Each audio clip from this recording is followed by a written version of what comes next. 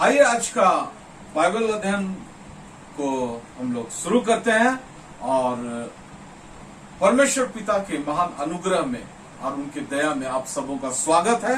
और आइए हम लोग आज मिलकर आज का बाइबल अध्ययन शुरू करते हैं। विषय मैंने आप लोगों को बता दिया था, परमेश्वर के मनुष्य जाति के उद्धार के लिए 3 चरण, 3 स्टेजेस, 3 तरीका, और ये हमारे और आपके लिए जानना बहुत जरूरी है और समझना भी बहुत जरूरी है। और इस 3 तरीके में क्या है, ये मैं बोर्ड आज रखा हूं, बोर्ड में मैं लिखा भी हूं, बोर्ड आपको मैं दिखाऊंगा। और ये 3 तरीका को हम लोग इस तरीके से समझेंगे कि सबसे पहला परमेश्वर ने सृष्टि को बनाया, आदम हवा को बनाया और एक एदन की वाटिका में रख दिया और परमेश्वर ने उन्हें कुछ आज्ञाएं दी। ये सब वचन हम नहीं पढ़ेंगे, आप लोग जानते हैं, लेकिन कुछ एक खास 1-2 चीज को मैं आपके तरफ ध्यान तवज्जो दिला देना चाहता हूं कि परमेश्वर पिता ने उन्हें बनाया और कहा, उत्पत्ति 1 अध्याय का 26 पद में है कि फिर परमेश्वर ने कहा, हम मनुष्य को अपने स्वभाव स्वरूप के अनुसार अपनी समानता में बनाए और वे समुद्र की मछली और आकाश के पक्षी और घरेलू पशुओं और सारी पृथ्वी पर और सब रेंगने वाले जंतुओं पर जो पृथ्वी पर रेंगते हैं अधिकार रखे। परमेश्वर ने सबसे पहला चीज जो किया, मनुष्यों को सारे जीव जंतुओं पर पृथ्वी पर अधिकार दिया। दूसरा चीज कहा, फूलो फलो पृथ्वी पे भर जाओ और उसको अपने वश में करो। दूसरा चीज था, उसको अपने वश में कर लेना, अधिकार में ले लो। तीसरा चीज, परमेश्वर ने कुछ आज्ञाएं दी कि वाटिका के बीच में जो वृक्ष है, 2 वृक्ष लगाए परमेश्वर पिता ने, जीवन का वृक्ष और भले बुरे के ज्ञान का वृक्ष। और परमेश्वर पिता ने कहा कि तुम 2 अध्याय का 15 पद में, तब यहोवा परमेश्वर ने आदम को लेकर अदन की वाटिका में रख दिया कि वो उसमें काम करे और उसकी रक्षा करे। परमेश्वर पिता एक काम सौंपा था उसको कि उस वाटिका में वो काम करे और उसकी रक्षा भी करे। लेकिन भले बुरे के ज्ञान का जो वृक्ष है, उसका फल परमेश्वर कहा तू कभी ना खाना, खाओगे तो निश्चय मर जाओगे, एक आज्ञा भी दिया था। और इसके बाद आप सारी घटनाओं को जानते हैं कि कैसे शैतान सांप के वेश में आता है हवा के पास और उसे बहकाता है और उस फल को खाने के लिए उकसाता है और हवा उस फल को खाती है और इस तरीके से वो पाप में गिरती है। और परमेश्वर जब आदम हवा के पास आता है उससे मिलने के लिए, तो वो लोग छुप जाते हैं। ये जो घटना हुई,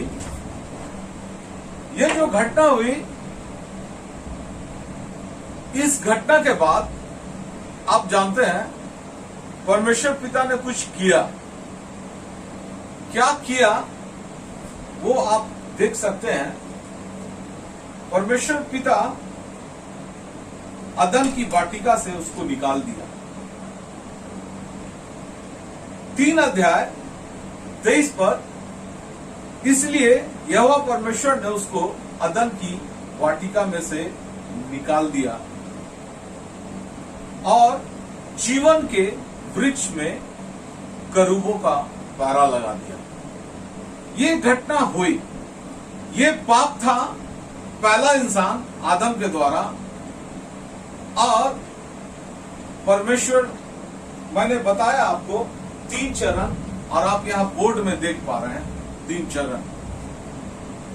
आप देखिएगा ये पहला मैं 3 खाना बनाया हूं। पहला में अब्राहम लिखा हुआ है, और दूसरा एक चरण है, इसमें भी कुछ लोग हैं, और तीसरा चरण मसीह है।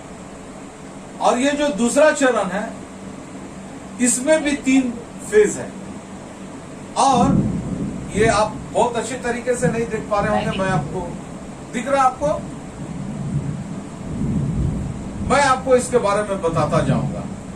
आदम का गुनाह, पाप, और उसके बाद उसका वहां से निकाला जाना। इसको सॉल्व करने के लिए, ये पाप, इंसान पापी हो गया, अब उसका पाप के कारण वो नष्ट न हो जाए, वो समाप्त न हो जाए, उसकी पीढ़ी और पीढ़ी समाप्त न हो जाए, परमेश्वर ने क्या किया? परमेश्वर 3 तरीका लिया। सबसे पहले वचन कहता है कि परमेश्वर ने नूह और उसके पूरे परिवार को चुना, और आप उसको पढ़िएगा। नूह को चुनने से पहले परमेश्वर पिता क्या लिखता वचन में, उत्पत्ति 6 अध्याय का 5 पद, यहोवा ने देखा कि मनुष्यों की बुराई पृथ्वी पर बढ़ गई है, और उनके मन के विचार में जो कुछ उत्पन्न होता वो निरंतर बुरा ही होता है। और यहोवा पृथ्वी पर मनुष्य को बनाने से पछताया और मन में अति खेदित हुआ। और उन्होंने कहा कि मैं उसको बनाने से पछताता हूं, इसीलिए मैं सारे पृथ्वी को नष्ट कर दूंगा। परमेश्वर ने कहा मैं नष्ट कर दूंगा, लेकिन एक व्यक्ति था नूह, जिसके बारे में लिखा हुआ कि वो धर्मी था, और चूंकि वो धर्मी था तो परमेश्वर उसके ऊपर दृष्टि किया। परमेश्वर ये भी कहा कि सारी पृथ्वी पर बुराई भर गई है, लेकिन एक व्यक्ति है नूह जो धर्मी है, और उसके कारण परमेश्वर पिता ने कहा कि मैं पूरे पृथ्वी को जल प्रलय से नष्ट कर दूंगा। और इस कहानी को आप जानते हैं। और जल प्रलय से पहले परमेश्वर पिता ने नूह को कहा, तुम्हारे 3 बेटे और 3 बहू, 6 जन, और तुम और तुम्हारी पत्नी, 8 जन, एक जहाज बनाओ, उसके अंदर प्रवेश कर जाना, उसको बंद कर लेना। मैं 40 दिन 40 रात वर्षा करूंगा और ये सारी पृथ्वी को नाश कर दूंगा। और ये बात नूह लोगों को बताया, जरूर बताया, ऐसा नहीं कि वो नहीं बताया, लेकिन लोग विश्वास नहीं कर रहे थे, इसीलिए कि उस समय तक पृथ्वी पर बारिश नहीं हुई थी। लोग वर्षा किसको बोलते हैं वो नहीं जानते थे, क्योंकि उत्पत्ति में लिखा हुआ है कि उस जमाने में ओस की बूंदों से पृथ्वी सींच जाती थी। तो परमेश्वर पिता ने आदम के पाप के बाद जो दूसरा फेज आया, उसमें सबसे पहला है नूह। देखिएगा मैं यहां लिखा हूं नूह। तो नूह को चुना और उसके पूरे परिवार को बचा लिया। एक व्यक्ति के धर्मी ठहरने के द्वारा परमेश्वर पिता उसके पूरे परिवार को बचाया, पूरा परिवार को चुना। और मैं आपको ये घटना क्यों बता रहा हूं, परमेश्वर किसी भी बात को रिपीट नहीं किया, किसी भी उपाय को, चरण को दोबारा रिपीट नहीं किया। जैसे कुछ लोग कहते हैं कि रिपीट होना चाहिए। मैं आपको बताऊंगा वो कौन लोग कहते हैं, क्यों कहते हैं, और रिपीट परमेश्वर नहीं किया, क्यों नहीं किया। आप जानते होंगे कि कुछ लोग कहते हैं कि परमेश्वर क्यों नहीं ऐसा करता है कि दुनिया का सारा पापी को मार देता, नाश कर देता। परमेश्वर तो ये कर सकता है, सारे पापियों पर एक अजाब आता, एक दंड आता, एक बिजली गिरता, वो मर जाते और सारे अच्छे लोग बचे रहे। अब इस दुनिया में अच्छे लोग हैं क्या? नया नियम में लिखा कोई भी धर्मी नहीं।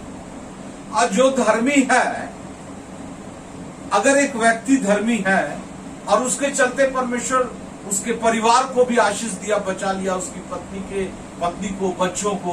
बच्चे 1 हो सकते हैं, 2 हो सकते हैं, 4 हो सकते हैं, 5 हो सकते हैं, लेकिन उन बच्चों में कोई एक गड़बड़ निकल गया तो आप देखिएगा, आदम को जब परमेश्वर पिता अदन की वाटिका से बाहर निकाला तो इस घटना में ऐसा क्या था, क्यों निकाल दिया परमेश्वर पिता?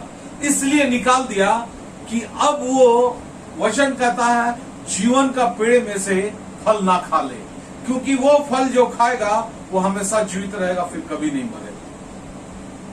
आप सोचते हैं कि परमेश्वर पिता ऐसा फल लगाया क्यों? अदन की वाटिका में ये 2 वृक्ष क्यों लगाया? एक जीवन का, एक भले बुरे का, ज्ञान का, हम नहीं जानते।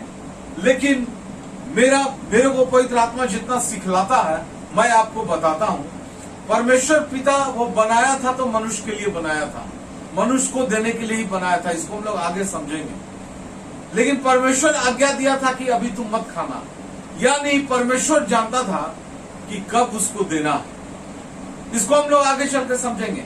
लेकिन अदन की वाटिका में जब ये लोग पाप किए और उसके बाद जीवन का पेड़ का फल खा लेते तो एक पापी इंसान आजीवन जिंदा रहता, और ये चीज परमेश्वर नहीं चाहते। शैतान जीवन का वृक्ष का फल उसको नहीं खिलाया, वहां लालच नहीं दिया, वो भले बुरे का ज्ञान का लालच दिया जो परमेश्वर मना किया। तो आदम हवा का 2 संतान हुआ, कैन और हाबिल। हाबिल बहुत धर्मी था, कैन दुष्ट था। हमारे अंदर में हमको परमेश्वर अपने समानता और स्वरूप में बनाया, हमारे अंदर परमेश्वर का गुण है।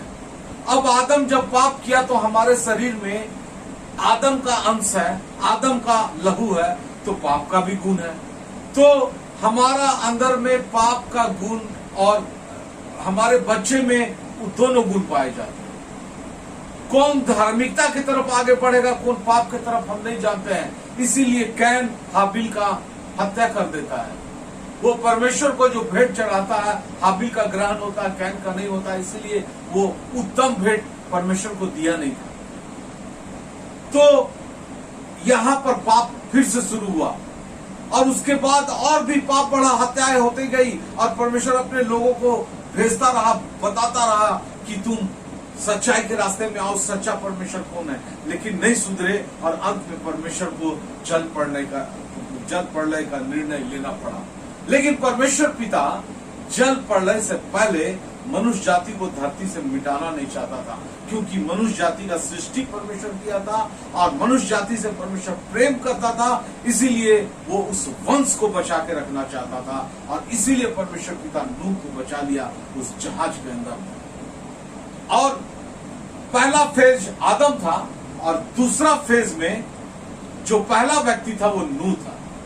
लेकिन आप आगे चल के पढ़िएगा कि नूह किसानी करने लगा और दाख की बारी लगाया, और दाख पी के मतवाला हो गया और नंगा हो गया। और उसके बच्चे आते हैं और क्या देखते हैं, फिर जाके दूसरे बच्चों को बताते हैं, वो जाके उसे ढकते हैं। फिर एक जन गुनाहगार हुआ, एक जन अच्छा काम किया जो पिता को नंगा नहीं देखा, एक जन पिता को नंगा देख लिया, और वो पीछे मुड़ के पिता का नंगापन को ढकता है। नूह एक जन को आशीष देता है और दूसरे को सजा देता है, दंड की तुम अपना भाई का दास हो। फिर गुनाह शुरू हो गया। ये जो सेकेंड फेज का जो पहला व्यक्ति था नूह, परमेश्वर बचाया था उसको, परमेश्वर उसको बचाया था कि अब इंसान सुधर जाएगा। परमेश्वर जो नूह को आशीष दिया था वही आशीष जो आदम को दिया था वही नूह को भी दिया। जल प्रलय के बाद परमेश्वर कहा उत्पत्ति 9 अध्याय में, फूलो फलो और भर जाओ और उसको अपने वश में कर लो और संतान उत्पन्न करो। परमेश्वर आशीष दिया, वही आशीष दिया जो आदम को दिया, सेम टू सेम आशीष नूह को दिया। लेकिन इसके बावजूद नूह के एक बच्चा गुनाहगार हुआ और एक बच्चा अच्छा था, और फिर गुनाह दुनिया में फैली। यानी परमेश्वर का ये तरीका फेल हो गया? क्या परमेश्वर फेल हो जाता है? नहीं। यहां पर हम लोग ये समझने का कोशिश करेंगे, परमेश्वर फेल नहीं हुआ। आज जो हम सोचते हैं कि इस दुनिया में पापियों को मार देना चाहिए और धर्मी को जिंदा रखना चाहिए, परमेश्वर ऐसा कर सकता है, इसका उत्तर परमेश्वर बहुत पहले ही दे दिया।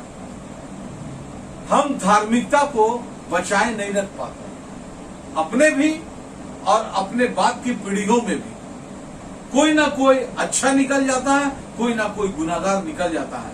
और ये सवाल जो आज हमारे मन में है, इसका उत्तर यहां परमेश्वर दे दिया। दूसरा व्यक्ति, और वो दूसरा व्यक्ति है, बड़ी ध्यान से देखिएगा, सेकेंड फेज का दूसरा व्यक्ति है अब्राहम। और अब्राहम को परमेश्वर क्या कहता है कि तुम एक देश से बाहर निकलो। वो पढ़ेंगे हम लोग उसको हम लोग पढ़ते हैं उत्पत्ति 12 अध्याय में। यहोवा ने अब्राहम से कहा, अपने देश और अपनी कुटुंबी और अपने पिता के घर को छोड़कर उस देश में चला जा जो मैं तुझे दिखाऊंगा, और मैं तुझसे एक बड़ी जाति बनाऊंगा, तुझे आशीष दूंगा, तेरा नाम महान करूंगा, और जो तुझको तू आशीष का मूल होगा। अब भूमंडल के सारे कुल तेरे द्वारा आशीष पाएंगे। अब परमेश्वर जब देखा कि दुनिया में पाप बहुत बढ़ता चला जा रहा है, परमेश्वर से लोग भटकते जा रहे हैं, तो परमेश्वर एक दूसरा उपाय यहां पर दिखाया हम मनुष्य जाति को। वो अब्राहम को बोला निकलने, लेकिन चूंकि अब्राहम शादीशुदा था तो बोला पिता को छोड़ देना, अपना देश को छोड़ देना, अपना घराने को छोड़ देना, लेकिन पत्नी को छोड़ देना ऐसा नहीं बोला, पत्नी के साथ निकलने बोला। लेकिन यहां अब्राहम एक गलती किया, वो अपना भतीजा लूत को लेके निकला, और लूत उसके लिए परेशानी का सबब हुआ आगे चलकर। हम उस घटने पे नहीं आएंगे, लेकिन परमेश्वर पिता यहां एक पति पत्नी को चुना, एक कपल को चुना, और बोला उसका वंश नहीं था, अब उसका पुत्र नहीं था, अब बोला कि मैं तुमको पुत्र दूंगा, तुमसे एक बड़ी जाति बनाऊंगा। तो जाति कैसे बनेगा? उसका पुत्र होगा तब तो। और अभी उसके पास पुत्र नहीं है, क्योंकि सारा बांझ थी, और अब्राहम और सारा को जब निकलने के लिए परमेश्वर बोला तो उसके संतान नहीं थे। ये परमेश्वर का सेकेंड फेज का दूसरा तरीका। पहला तरीका में वो पूरा परिवार को बचाया था, और दूसरा तरीका में वो एक जोड़ा को बचाया, एक जोड़ा को बोला निकलो, और मारा किसी को नहीं। परमेश्वर का यह योजना था कि मैं तुमको एक संतान दूंगा, तुमको एक देश दूंगा, कनान देश, और तुमको बहुत आशीषों से भरूंगा, और तुमको देखकर दुनिया के सारे लोग जान जाएंगे कि इसका परमेश्वर जो है यहोवा, वही सच्चा परमेश्वर और वही सर्वशक्तिमान है और वो महान है। मनुष्य जाति को परमेश्वर अपने आप को प्रकट करने का ये एक दूसरा तरीका दिखाया यहां। ये तरीका सफल हुआ क्या? लोग पाप नहीं किए, अब्राहम ही किया। परमेश्वर पिता बोला कि मैं तुमको संतान दूंगा, वो अपना दासी हाजिरा से एक संतान उत्पन्न किया, इस्माइल। और परमेश्वर बोला कि ये वारिस नहीं होगा, और सारा उसको घर से निकाल दी, हाजरा को और इस्माइल को, और वो लोग दूर देश को चले गए। अब्राहम को आशीष देने के वायदे के बावजूद वो गलती कर दिया, गुनाह। और परमेश्वर उसको निकाला था आशीष देने के, लेकिन परमेश्वर उसकी गुनाह को माफ करता गया और उसे आशीष देता रहा। और इसहाक आया, इसहाक से वंश चला, परमेश्वर आशीष दिया। फिर याकूब आया, याकूब के 12 गोत्र आए, लेकिन दुनिया में पाप बढ़ता रहा और बढ़ता रहा। ये सेकेंड फेज का दूसरा उपाय था। और परमेश्वर यहां दिखा दिया कि ये तरीका भी फेल। ये तरीका भी फेल हुआ, क्योंकि परमेश्वर एक व्यक्ति को आशीष देके, बहुत आशीष देके ये दुनिया को बतलाना चाहते थे कि मैं ही सच्चा परमेश्वर। हम और आप, परमेश्वर फेल नहीं हुआ यहाँ। ये परमेश्वर जानबूझ के, परमेश्वर को सब कुछ पता था। परमेश्वर को भविष्य की सारी बातें पता रहती है। परमेश्वर यहाँ जानबूझकर ये दिखलाया कि ये तरीका फेल है।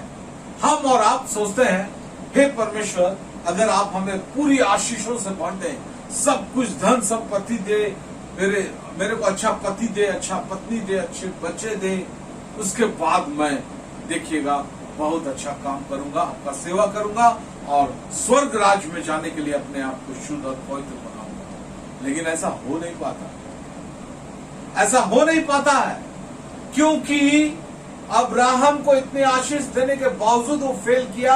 हम भी फेल करते हैं। हमारी जिंदगी में भी परमेश्वर बहुत आशीष दिया है, हमारी जिंदगी में बहुत कमी घटिया है, हमारी जिंदगी में बहुत तकलीफें हैं।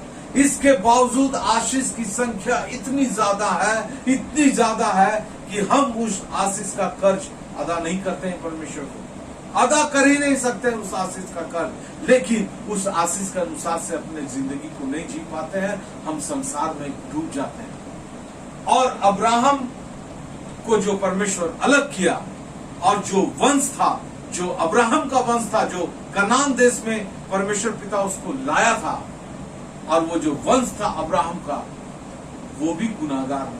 और परमेश्वर पिता ने अब्राहम को दंड दिया कि तुम्हारे पीढ़ी, तुम्हारे वंश दूसरे देश में 400 वर्ष तक गुलामी करेंगे। पहले ही बता दिया परमेश्वर। और आप लोग जानते हैं कि इब्री लोग, अब्राहम के वंश इब्री लोग कनान देश मिस्र में 400 वर्ष तक गुलामी की जिंदगी जी। यानी ये सेकेंड फेज का पहला तरीका फेल हुआ, नूह एक परिवार को बचाना। ये दूसरा तरीका भी फेल हुआ, अब्राहम और उसकी पत्नी को बचाना, और संतान परमेश्वर अपने तरफ से दिया इसहाक, इसके बावजूद वो फेल हुआ। तीसरा तरीका यहां लिखा हुआ है मूसा, और बहुत सारा तरीका यहां पर परमेश्वर अपनाया, बहुत सारे तरीकों से लोगों को समझाया है, लेकिन मुख्यतः ये सेकेंड फेज का ये 3 तरीका है। ये मैं आपका ध्यान इसकी तरफ ले जाना चाहता हूं। मुख्यतः यह 3 तरीका है, मुख्यतः यह 3 तरीका है। मूसा, परमेश्वर पिता मूसा को चुना, और मूसा का जन्म मिस्र में हुआ था, ये आप जानते हैं। लेकिन वो वहां पर एक आदमी को मार दिया, मिस्री को, वहां से भाग गया और एक दूसरे देश में, अनजान देश में रहा। वहां पर एक अन्य जाति स्त्री से शादी किया, वहीं पर उसका जानवर को पशु चराया था। परमेश्वर पिता वहां से निकालकर उसको मिस्र भेजा, और वो पहले डरा लेकिन बाद में तैयार हुआ, और परमेश्वर पिता वहां से अपने लोगों को, इजरायली लोगों को, क्योंकि याकूब का नाम परमेश्वर इजराइल दे दिया, अब से ये लोग इजरायली लोग कहलाए, और इजरायली लोगों को मिस्र से निकाल के लाया। लेकिन मिस्र से कनान, इजराइल देश आने के बीच में जो 40 वर्ष का जंगल का रास्ता है, वहां पर कितना गलती किए वो लोग, कुड़कुड़ाए, बुड़बुड़ाए, परमेश्वर के ऊपर उंगली उठाए, परमेश्वर को नकारे, वापस जाना चाहे। इसीलिए उनको 40 वर्ष लगा, क्योंकि 40 वर्ष का रास्ता वो था नहीं। लेकिन फिर भी परमेश्वर पिता उनको कनान लेके आया। लेकिन जितने बड़े लोग थे कोई नहीं गए कनान, सारे लोग मर गए, सिर्फ यहोशू और कालेब गया, और बाकी बच्चे लोग गए। मूसा भी नहीं गया, हारून भी नहीं पहुंचा, हारून भी नहीं पहुंचा कनान देश, क्योंकि उन लोग भी गलती किए, पाप किए। इन पापों के लिए परमेश्वर पिता एक कानून लाके दे दिया उनको, और वो कानून था 10 आज्ञा। आप बहुत अच्छे तरीके से जानते हैं 10 आज्ञा के बारे में। इससे पहले कानून की किताब नहीं थी। व्यवस्था को मैं कानून क्यों बोल रहा हूं? व्यवस्था का मतलब होता है कानून, और ये सिर्फ 10 आज्ञा ही कानून नहीं था, और भी बहुत सारे बातें परमेश्वर बताए जिसको मूसा बाद में चलकर लिखा। कैसे रिश्ता रखना, कैसे कैसे लोगों से व्यवहार रखना, कैसे अन्य जातियों से दूर रहना, बहुत सारी बातें लिखी। कैसे पूजा से दूर रहना है, कौन शुद्ध है कौन अशुद्ध है, बहुत सारे बातें लिखी। और इस तरीके से मूसा के हाथ में एक व्यवस्था आया। परमेश्वर अपने लोगों को एक कानून का किताब दे दिया कि जो व्यवस्था का पालन करेगा उसको आशीष, जो नहीं पालन करेगा उसके ऊपर श्राप आएगा, अजाब आएगा, दंड मिलेगा और वो मारा जाएगा। ये परमेश्वर का सेकंड फेज का तीसरा तरीका था। देखिए ये सेकंड फेज, 3 तरीका, नूह, अब्राहम और मूसा। और परमेश्वर पिता ये दिखाना चाहा कि हम लोग आज सोचते हैं कि अगर हमको इंस्ट्रक्शन दे दिया जाए, हमको एक मैनुअल बुक दे दिया जाए और ये बताया जाए कि ये काम करोगे तो तुम्हारे लिए आशीष है, ये काम करोगे तो श्राप, तब तो आदमी सुधर जाएगा। लेकिन ये सिस्टम भी फेल हो गया। व्यवस्था की किताब देने के बावजूद आपको पता है इजरायली लोग बहुत बार गलती किए, और इसके बाद तो इनको यहूदी कहा जाने लगा। यहूदी लोग बहुत बार गलती किए और इनको बहुत बार दूसरे देश में बंदी बना के ले जाया गया। ये 3 मुख्य था। और देखिए 3 का आंकड़ा मेरे लिए बहुत महत्वपूर्ण है। और मेरा परमेश्वर पिता त्रिएक है, हम लोग त्रिएक है, और 3 का जो आंकड़ा है ये हम मेरे लिए बड़ा मायने रखता, बड़ा इंपॉर्टेंट तरीके से लेके चलते हैं। इसीलिए आज मैं बताया उद्धार के 3 चरण। पहला चरण, आदम को परमेश्वर क्या क्या इंस्ट्रक्शन दिया, आदम से गुनाह हुआ था। वो दूसरा फेज में नूह, अब्राहम और मूसा को लाया परमेश्वर पिता। और उसके बाद लगभग 400 साल तक परमेश्वर पिता पुराना नियम के अंतिम किताब मलाकी और मत्ती रची सुसमाचार, यीशु मसीह के जन्म के बीच में 400 साल का अंधकार का युग है। इजरायलियों को परमेश्वर बात नहीं किया उनसे, फिर भी वो अपने कुछ लोगों को रखा, जरूर बातें करता था, लेकिन मुख्यतः तौर पे कोई बहुत बड़ा वैश्वक्ता को भेजा नहीं उनके बीच में। और तीसरा जो फेज है वो है मसीह और मसीह का आगमन। अब देखिए आप समझने का कोशिश कीजिए। अगर आपको दिख रहा है आदम से गुनाह हुआ, परमेश्वर आदम की वाटिका से बाहर निकाला। सेकेंड फेज, नूह को परमेश्वर अलग किया, एक फैमिली को, फेल हो गया। अब्राहम, एक कपल को निकाला, पति पत्नी, फेल हो गया। तीसरा मूसा के द्वारा एक व्यवस्था दिया गया, कानून दिया गया, फेल हो गया। अंतिम में तीसरा फेज मसीह। और ये कारगर कैसे हुआ इसको हम लोग समझेंगे। अब्राहम के समय में परमेश्वर क्या क्या बताया, आदम के समय में क्या क्या बताया, और नूह के समय में क्या क्या बताया, इन सारे चीजों को लेते हैं। नूह का जल प्रलय के समय में परमेश्वर एक वाचा बांधा, धनुष, जो बादल पे दिखाई देगा। और इन सारे जगहों में पूरा पुराना नियम में ये जो 3 फेज है, यहां पर हम मसीह को ढूंढने का कोशिश करेंगे। और ऐसा नहीं है कि परमेश्वर का ये तरीका फेल हुआ इसीलिए मसीह आया। ये सब प्री प्लान था, परमेश्वर को सब पता था मनुष्य क्या करने वाला है, और मसीह को आना है ये सृष्टि की उत्पत्ति से पहले ही तय कर लिया गया। नूह के समय में जल प्रलय और धनुष, मेघ धनुष जिसको हम लोग बोलते हैं। अब्राहम के समय में एक देश दूंगा, आशीष दूंगा, तेरी रक्षा करूंगा, सारे जगत तुम्हारे द्वारा आशीष पाएंगे। और खतना का चिन्ह उसके शरीर में दिया गया, एक शारीरिक चिन्ह। ये खतना ऐसा होगा दुनिया वाले नहीं देखेंगे।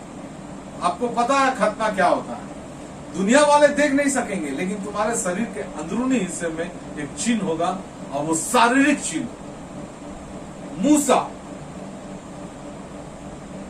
मूसा के जमाने में व्यवस्था दिया गया, बलिदान प्रथा दिया गया, तुम बलि चढ़ाओगे।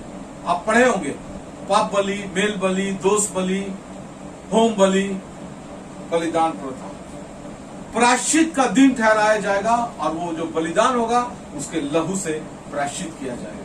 ये मुख्य बातें थी नूह, अब्राहम और मूसा के जमाने में।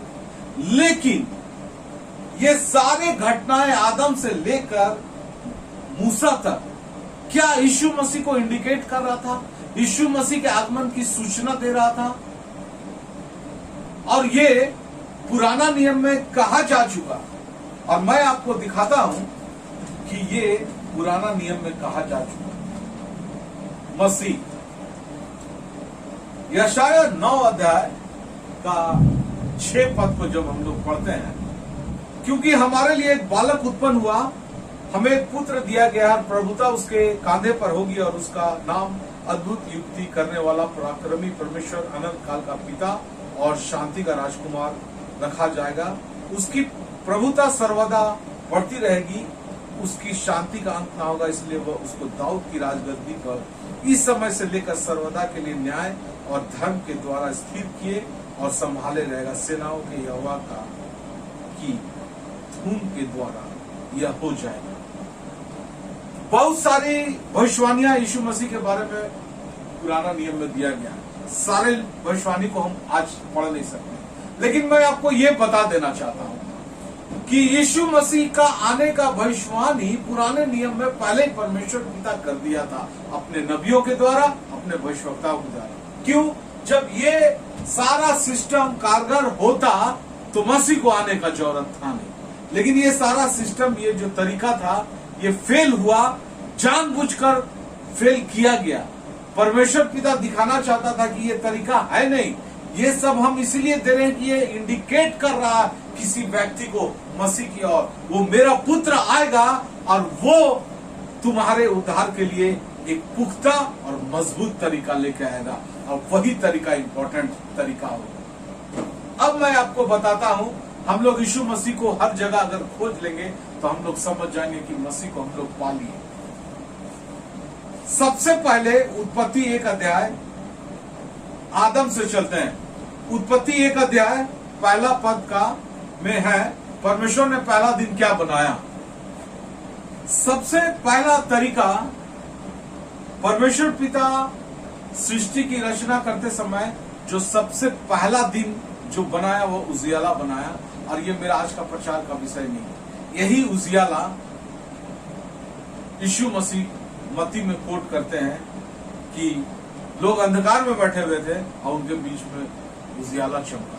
यही उजियाला परमेश्वर पिता पहला दिन बना दिया था। और परमेश्वर पिता जब पहला दिन बना दिया था तो परमेश्वर पिता को पता था कि मनुष्य पाप करेगा और यीशु मसीह को जाना है। ये सारा निर्णय उत्पत्ति में सृष्टि की रचना से पहले, यानी हमारे उद्धार की चिंता परमेश्वर पहले से कर रहा था, और मनुष्य को बनाने से पहले उसकी सारी जरूरतों की चीजों को परमेश्वर पहले ही बना दिया था। आकाश, चांद, तारा, पृथ्वी, पेड़ पौधा, जानवर, समुद्र, सब कुछ परमेश्वर पहले बना दिया। यानी परमेश्वर को पता था कि मनुष्य को उद्धार की जरूरत पड़ेगी। और दूसरी जगह पढ़ते हैं, जब ये लोग पाप किए आदम और हवा, तो परमेश्वर क्या बोलता है? सांप को, हाँ, तो हम लोग आगे बढ़ते हैं। परमेश्वर पिता ने जब आदम हवा पाप किए तो उन्होंने स्त्री को और आदम हवा को और सांप को दोनों को दंड दिया। ये दंड सुनिए क्या है। फिर उत्पत्ति 3 अध्याय का 16 पद, फिर स्त्री से उसने कहा, मैं तेरी पीड़ा और तेरी गर्भवती होने के दुख को बहुत बढ़ाऊंगा। 15 पद, मैं तेरे और इस स्त्री के बीच में और तेरे वंश और इसके वंश के बीच में बैर उत्पन्न करूंगा, वह तेरे सिर को कुचल डालेगा और तू उसकी एड़ी को डसेगा। अब यहां पर एक बात है कि स्त्री के वंश से जो पैदा होगा वो उस सांप के सिर को, शैतान के सिर को कुचल डालेगा। और आप नया नियम में पढ़े हैं कि यीशु मसीह क्रूस के मृत्यु और जी उठने के द्वारा शैतान के सिर को कुचल दिया और वो डसेगा, यानी यीशु मसीह मौत को कबूल किया। अब ये इशारा तो परमेश्वर कर दिया था पहले ही। उसके बाद परमेश्वर ने 21 पद में, और यहोवा परमेश्वर ने आदम और उसकी पत्नी के लिए चमड़े के अंगरखे बनाकर उनको पहना दिए। वो लोग पत्ता पहना हुआ था, पत्ते से अपने आप को ढका हुआ था, लेकिन परमेश्वर पिता उनको चमड़े का अंगरखा बनाया। अब बताइए ये चमड़ा कहां से आया? ये चमड़ा किसी जानवर का था, उसे मारा गया, उसका चमड़ा निकाला गया, यानी आदम और हवा के पाप को ढकने के लिए एक प्राणी का बलिदान वहीं पर दे दिया गया था। ये इशारा था प्रभु यीशु मसीह के तरफ, और उसके द्वारा पापों को ढांपा गया। मसीह यीशु के लहू के द्वारा हमारे पाप को ढांपा गया। हम यीशु मसीह को पहन लेते हैं, तब हमारे पाप से हम बच जाते हैं। ये इशारा परमेश्वर आदम के समय कर दिया। दूसरा, नूह के समय में जो परमेश्वर का क्रोध आकाश से आया था, बादल घना आया था, बारिश हुआ था, और उसके बीच में मेघधनुष दिखाई दिया। अब मेरा प्रचार मेघधनुष यूट्यूब में लोड है, आप लोग जाकर उसको सुन सकते हैं यूट्यूब में। मेघधनुष इशारा कर रहा था प्रभु यीशु मसीह के तरफ। परमेश्वर का क्रोध और इंसान के, तो परमेश्वर पिता जो मेघधनुष दिखाए, वो मेघधनुष इशारा कर रहा था यीशु मसीह के तरफ। परमेश्वर का क्रोध और इंसान के बीच में यीशु मसीह आ गया और सारा क्रोध को अपने ऊपर में, क्रूस के ऊपर में ले लिए। आप लोग इसको पढ़े हैं नया नियम में, जानते हैं कि परमेश्वर का क्रोध यीशु मसीह अपने ऊपर झेल लिए और वो क्रूस का मृत्यु का दंड उनको सहना पड़ा। परमेश्वर का क्रोध और मनुष्य के बीच में आया था मेघधनुष। अब मेघधनुष इशारा था प्रभु यीशु मसीह की तरफ में, ये बताया जा रहा है। ये आप नूह के समय में समझ गए। अब आप आइए अब्राहम के समय में परमेश्वर बोला, मैं तुमको एक वंश दूंगा, तुमको बहुत आशीषों से भरूंगा, तुमको एक देश दूंगा, और एक वाचा का चिन्ह वहां पर नूह के समय धनुष था और अब्राहम के समय में वाचा का चिन्ह खतना था।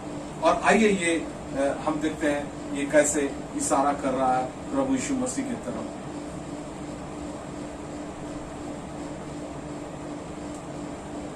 वंश, हम लोग को एक, हम लोग भी वंश बन सकते हैं। किसका और कैसे? और अब्राहम का जो संतान है, जो वंश है, वो कनान देश का वारिस होगा। और हमारे लिए जो देश है वो कौन सा देश है? हमको भी एक देश दिया गया है, और इसको हम लोग पढ़ेंगे फिलिपियो 3 अध्याय का 20 पद में। आप निकाल लीजिएगा अगर आपके पास बाइबल है तो। पर हमारा स्वदेश स्वर्ग पर है, और हम एक उद्धारकर्ता प्रभु यीशु मसीह के वहां से आने की बाट जो रहे हैं। हमारा स्वदेश स्वर्ग है, हम यहाँ परदेसी हैं। अब्राहम का देश नहीं था कनान, परमेश्वर उसको वहां ले गया, पहुंचाया, उसको दिया। और हम भी मसीह यीशु पर विश्वास करने के द्वारा उस देश के वारिस होंगे जो हमारा स्वदेश है, वो स्वर्ग का राज। और वहां पर हमको लेके कौन जाएगा?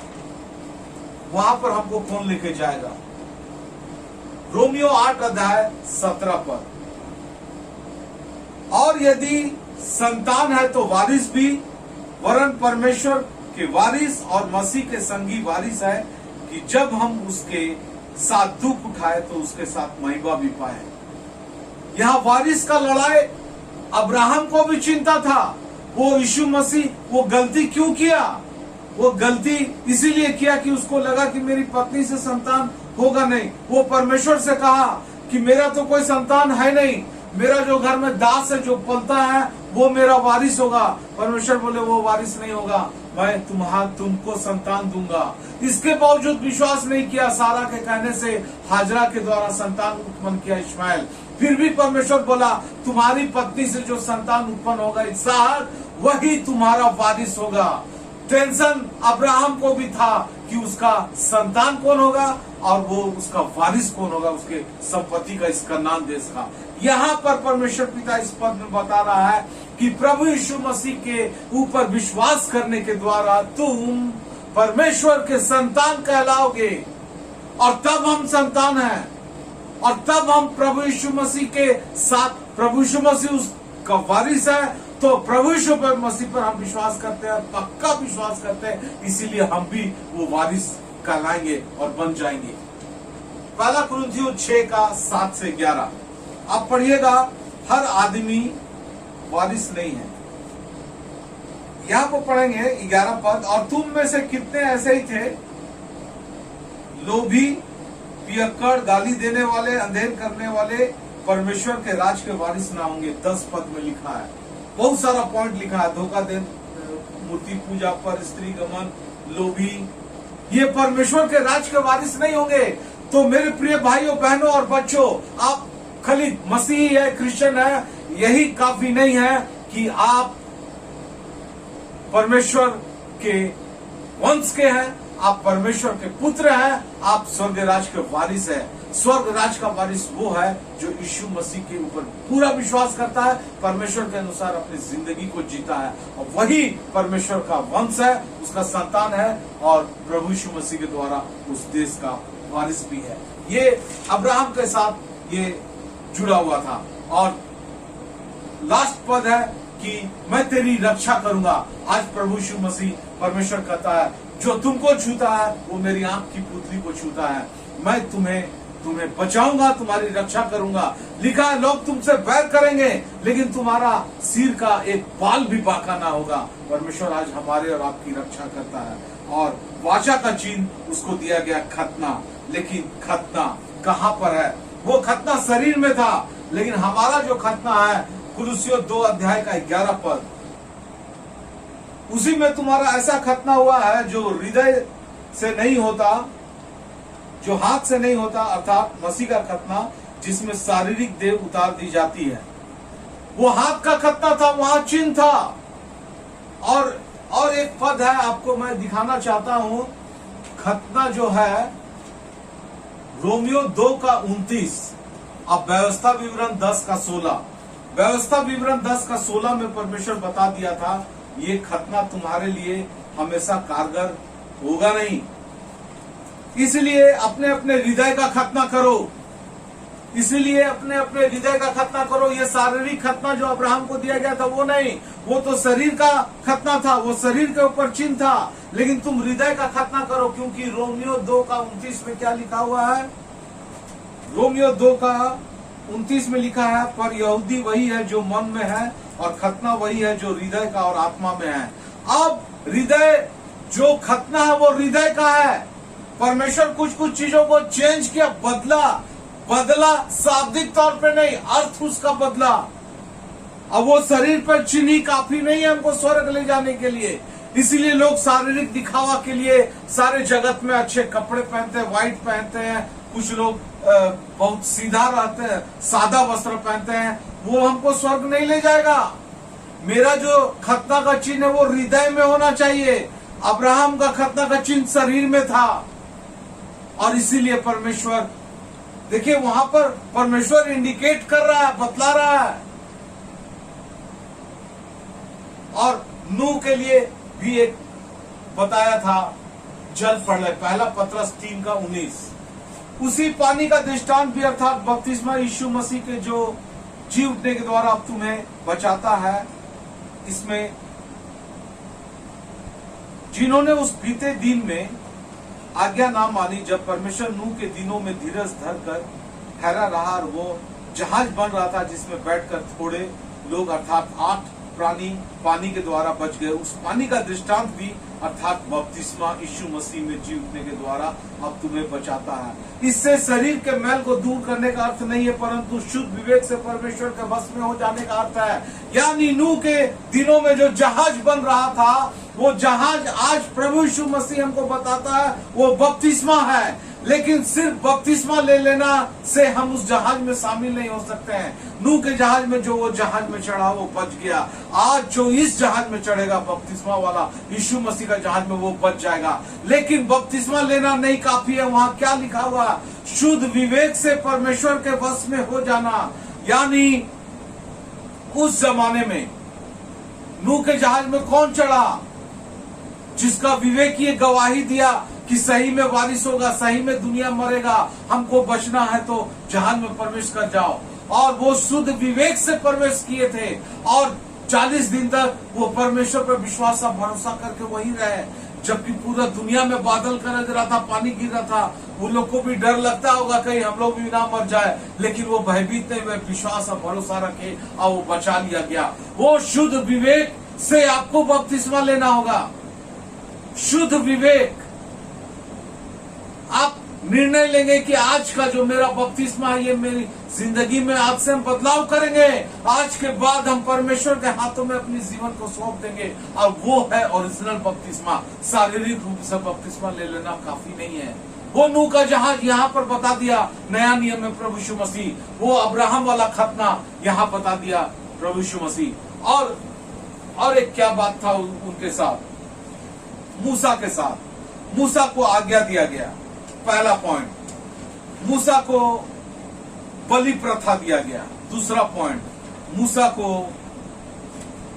लहू के द्वारा प्रायश्चित का दिन ठहराने के लिए, लहू से प्रायश्चित करने के लिए ठहराया गया। और ये पद नया नियम में कैसे यीशु मसीह पर आरोप लगा कि यीशु मसीह व्यवस्था को समाप्त करने आए हैं। यीशु मसीह व्यवस्था को बोले समाप्त करने कहीं नहीं आया है, वो व्यवस्था को एक नए तरीके से समझा रहे थे। पहला तीमुथियुस 1 अध्याय का 5 पद। आज्ञा का सारांश यह है कि शुद्ध मन और अच्छे विवेक और कपट रहित विश्वास से प्रेम उत्पन्न हो। आज्ञा का सारांश है प्रेम।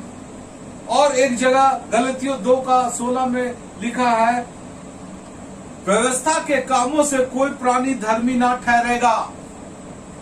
व्यवस्था के कामों से कोई प्राणी धर्मी नहीं ठहरेगा। आप और हम, आप लोग सोचिए, क्या हम अपने घर पे जब जाते हैं, कानून बताया जाता है माता पिता के द्वारा, क्या हम उस कानून का पालन कर पाते हैं कि गलती हो जाता है? हमको बोला जाता है गार्जियन के द्वारा, यहाँ जाना वहां मत जाना, हम चल जाते हैं। ये खाना वो मत खाना, हम चल जाते हैं। लोग विद्रोह करके घर से भाग कर शादी ब्याह कर लेते हैं। तो क्या कानून का पालन कर पाते हैं? नहीं कर पाते हैं। व्यवस्था काफी नहीं है लोगों को बदलने के लिए। अब व्यवस्था का पालन करना है तो प्रेम चाहिए, प्रेम। व्यवस्था में लिखा हुआ पहला आज्ञा, तुम मुझे छोड़ किसी को ईश्वर करके मत मानना। ये कानून हमसे फेल हो सकता है, हम फेल हो जाते हैं। लेकिन अगर हम परमेश्वर से प्रेम रखेंगे तो कभी फेल नहीं होगा। माता पिता का आज्ञा मानना, ये कानून में लिखा हुआ है। हम आज्ञा मानने में फेल हो जाते हैं, लेकिन माता पिता से प्रेम करेंगे तो कभी फेल नहीं करेंगे। लिखा है कि हत्या ना करना, फेल हो जाते हैं, लोग मर्डर कर देते हैं, हत्या कर देते हैं। लेकिन जब वो बाइबल की आज्ञाओं को जानेंगे और सीखेंगे, तुम अपने पड़ोसी से प्रेम करो और तुम दुश्मनों से भी प्रेम करो। अगर वो प्रेम करना सीख जाएंगे तो उससे हत्या नहीं होगी। तो पूरा आज्ञा का सारांश तो प्रेम है, प्रेम है, प्रेम है। पूरा नया नियम में बताया गया, अगर आज्ञा का पालन करना है तो यीशु मसीह पर विश्वास करना होगा, शुद्ध विवेक से विश्वास करना होगा और प्रेम के साथ जिंदगी जीना होगा। परमेश्वर के साथ प्रेम करना होगा और मनुष्यों के साथ प्रेम करना होगा, अपनों के साथ प्रेम करना होगा और दुश्मनों के साथ भी प्रेम करना होगा। और तभी हम आज्ञा का पालन कर सकते हैं। ये नया नियम का संदेश था व्यवस्था के बारे में। और इसीलिए यीशु मसीह को बोला कि मैं व्यवस्था को समाप्त करने नहीं आया हूँ, मैं उसे पूरा करने आया हूँ। और आप और हम ये जान रखिए, जिस दिन हम आप व्यवस्था को पूरा रट लीजिए, पुराना नियम पढ़ के आपसे पालन नहीं हो पाएगा। लेकिन जब आप प्रभु यीशु मसीह को ग्रहण कर लेंगे, पवित्र आत्मा आपके ऊपर में चला आएगा, व्यवस्था आपसे ऑटोमेटिक पालन होने लगेगा। आपको मैं एक बात बताता हूँ, आपको गाड़ी सिखाने के लिए कोई ले गया, बाइक या कार, आप देखिएगा, आप जब पहला दिन गाड़ी चलाइएगा या साइकिल या बाइक या कार, तो आप नीचे में ब्रेक की तरफ देखते रहिएगा, क्लच की तरफ देखते, रोडे नहीं देखिएगा। आज जो पीछे बैठा है, जो सिखा रहा, बोलेगा अरे रोड देखो, उसको तुम कापते रहो। तो हमसे गलती होता रहता है, कभी ब्रेक जोर से दब जाता है तो गिर जाते हैं स्लिप करके। लेकिन जब सीख जाते हैं तो पीछे वाला से गप करते रहता है, दुनिया में इधर उधर देखते रहते हैं, गाड़ी ऑटोमेटिक चलते रहता है। या नहीं, उस दिन हमको ब्रेक कहाँ दबना ऑटोमेटिक दब जाता है, क्लच कहाँ दबना ऑटोमेटिक दब जाता है, क्लच कहाँ, एक्सीलेटर कहाँ जोर से देना, कहाँ कम करना, वो अपने आप होने लगता है, वो ऑटो गियर में चला जाता है। और जब पवित्र आत्मा हमारी जिंदगी में आता है, जब हम यीशु मसीह को ग्रहण करते हैं, तो हमारा जिंदगी ऑटो गियर में चल जाता है। हम आज्ञा का पालन स्वतः करने लगते हैं, पूरे आज्ञाओं को स्वतः सीखने लगते हैं। पूरे आज्ञाएं हमारी जिंदगी से, हम ताकत लगा के आज्ञा का पालन नहीं कर सकते हैं, बिना पवित्र आत्मा की सहायता का हम आज्ञा का पालन नहीं कर सकते हैं। और उसके बाद आता है बलिदान। और बलिदान के लिए मैं आज बहुत बार कटा मोबाइल, इसलिए मैं अपने प्रचार को थोड़ा सा शॉर्ट करूंगा और जल्दी से समाप्त करूंगा। 8:30 बजने वाला है। तो मैं आपको बताता हूं कि हमारा उस जमाने में लोग बलिदान देने के लिए मंदिर जाते थे, मूसा के जमाने में। क्यों? क्योंकि वो पाप करते थे, तो उसके प्रायश्चित के लिए वो अपने तरफ से एक जानवर को लेके जाते थे। लेकिन परमेश्वर कह दिया कि अब जानवरों से के द्वारा बलिदान होगा नहीं। इब्रानियों 7 अध्याय का 27 पद को हम लोग पढ़ते हैं। उन महायाजकों के समान उसे आवश्यक नहीं कि प्रतिदिन पहले अपने पापों और फिर लोगों के प्राणों के लिए बलिदान चढ़ाए, क्योंकि उसने अपने आप को बलिदान चढ़ाकर उसे एक ही बार में पूरा कर दिया। अब हमको बार बार बलिदान चढ़ाने का जरूरत नहीं है। प्रभु यीशु मसीह एक ही बार बलिदान चढ़ाकर उसे पूरा कर दिया। और आप इसको भजन संगीता 51 का 16 में भी पढ़ सकते हैं। परमेश्वर इशारा कर दिया था पहले ही, क्योंकि तू मेल बलि से प्रसन्न नहीं होता, नहीं तो मैं देता। होम बलि से भी तू प्रसन्न नहीं होता। टूटा मन परमेश्वर के योग्य बलिदान है। परमेश्वर कहता मैं बलिदान से प्रसन्न नहीं होता।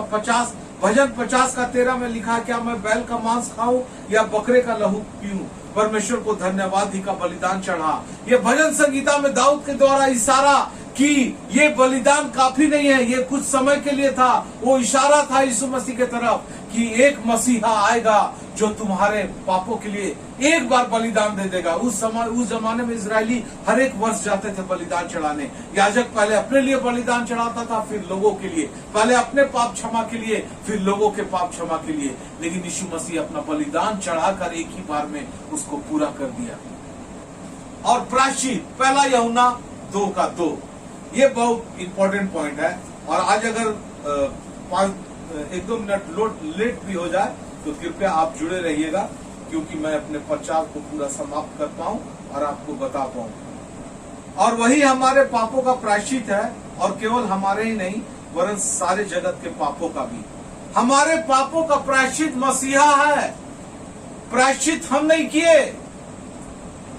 ये परमेश्वर की योजना था, ये परमेश्वर की तरफ था। परमेश्वर अपने पुत्र को बलिदान देकर प्रायश्चित किया।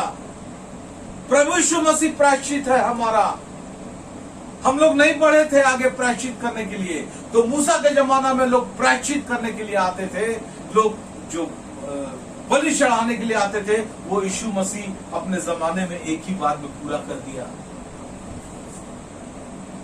और आप पढ़िएगा, बिना, इब्रानियों 9 अध्याय में लिखा है, बिना लहू बहाए पाप की क्षमा नहीं। इब्रानियों 10 अध्याय 1 पद में लिखा है, व्यवस्था आने वाली अच्छी वस्तुओं का प्रतिबिंब है। व्यवस्था आने वाली वस्तु का प्रतिबिंब है। वो आने वाला वस्तु कौन था? वो मसीहा था, वो जगत था। और ये है हमारा आज का संदेश।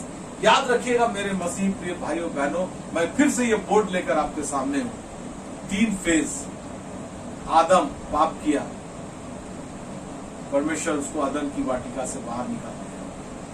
नूह, अब्राहम, मूसा और फिर मसीह। और नूह, अब्राहम, मूसा, ये परमेश्वर पिता आदम को अंतिम बात में बता के आज का प्रचार को समाप्त करूंगा। आदम को परमेश्वर निकाल दिया और जीवन के वृक्ष में पैरा लगा दिया करूबों का, ताकि कोई जीवन का फल ना खा पाए। लेकिन जब आप प्रकाशित वाक्य 2 अध्याय का 7 पद पढ़ते हैं, और ये अंतिम पद है, जिसके कान हो वो सुन ले कि आत्मा कलीसियाओं से क्या कहता है। जो जय पाए मैं उसे उस जीवन के पेड़ में से जो परमेश्वर के स्वर्ग लोक में फल खाने को दूंगा।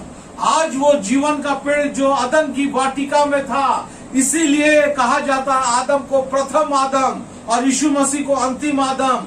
वो जीवन का वृक्ष आज स्वर्ग के लोक में है, और जब हम स्वर्ग लोक में जाएंगे तो वो फल परमेश्वर हमको देगा खाने, और हम खाएंगे और सर्वदा जीवित रहेंगे, कभी नहीं मरेंगे। वो अनंत जीवन, आशीषों का जीवन और वो खुशियों का जीवन जो नूह नहीं दे पाया, अब्राहम नहीं दे पाया, मूसा नहीं दे पाया, वो परमेश्वर हमको मसीह के द्वारा पूरा कर दिया। देख लीजिए इस बोर्ड को पूरी अच्छी तरीके से। 3 फेज आदम, दूसरा फेज में 3 व्यक्ति आया, नूह, अब्राहम, मूसा, और तीसरा फेज मसीह। आखिर मसीह को ही आना था।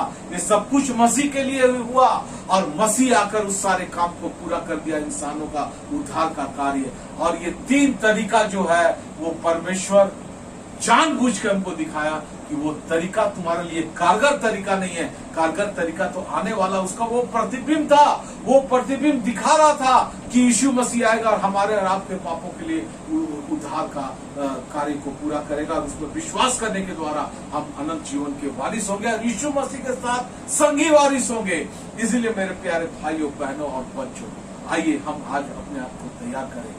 हम शुद्ध विवेक से परमेश्वर के वश में हो जाने के लिए बपतिस्मा ले, ना कि नाम के लिए बपतिस्मा ले, ना कि सिर्फ क्रिश्चियन कहलाने के लिए बपतिस्मा ले।